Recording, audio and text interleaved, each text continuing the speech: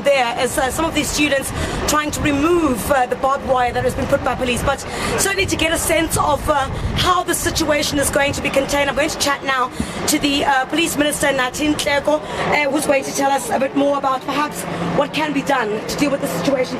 Minister, thank you very much for your time. Certainly, police seem to have their hands quite full here today. Oh yeah, no, I agree, but that's part of the work that we do in today's context, yeah. Minister, what more can police do to contain the situation here? You've tried to put up barricades, that was removed. You tried to put up some barbed wire, that was removed as well. Certainly much more needs to be done. No, we will continue to employ all sorts of manner of tactical sort of options at our disposal to try and contain the situation. Thus far, we think that, relatively speaking, we've been able to contain it. One, we have acted with the utmost sort of restraint in the face of everything that occurred here, the breaking down of the fence, the perimeter fence, for an example, the stoning that was taking place, and so forth. And of course, we appreciate and understand the frustration that is out there. The first part of it is that students have a legitimate sort of concern and demand. Of course, the grievance itself is valid. Secondly, that the meeting was taking place between the president as well as the heads of institutions and the student leadership. And of course, that took a bit long and so forth, and therefore they needed to get a message out of that particular meeting, and they will get a message out of that meeting.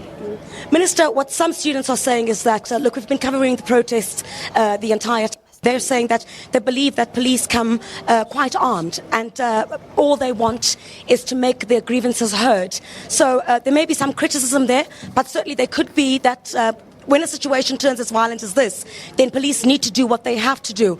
But, the criticism, though, that police came armed, yet students are not armed, the only thing they're armed with is wanting the fees to fall.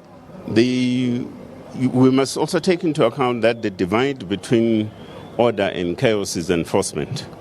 Now, the institution of policing, in other words, the police, their constitutional mandate is about policing. It's about enforcing the law and enforcing everything else that comes with that. Now, and the arms that you see are instruments that assist the police in enforcing, for an example, So, but for instance, you'll see that we have deployed a different type of arms in this particular situation to try and contain the situation, be it razor wires, be it shields, be it all other instruments that we carry. What's the plan moving forward? If the situation remains this way, are you prepared to deploy more police officers? Look, the situation thus far, you remember that the situation has been like this since this morning, and it has been contained to exactly where where the students are, and so on. So that's fine. We're pretty fine and comfortable with that. And I can't talk about ifs, because ifs have not happened. We can only talk about a situation as and when it would have developed. And then, of course, we'll see what kind of tactical sort of plans. But you're not ruling it out? Not ruling it out. Ruling what out? You're not ruling out possible deployment if the situation gets worse? We have enough personnel that is around, really, yeah. Minister, thank you very much for your time. I know you've got your hands quite full here. Minister Nathi Nhleko, who says the situation certainly has been contained thus far.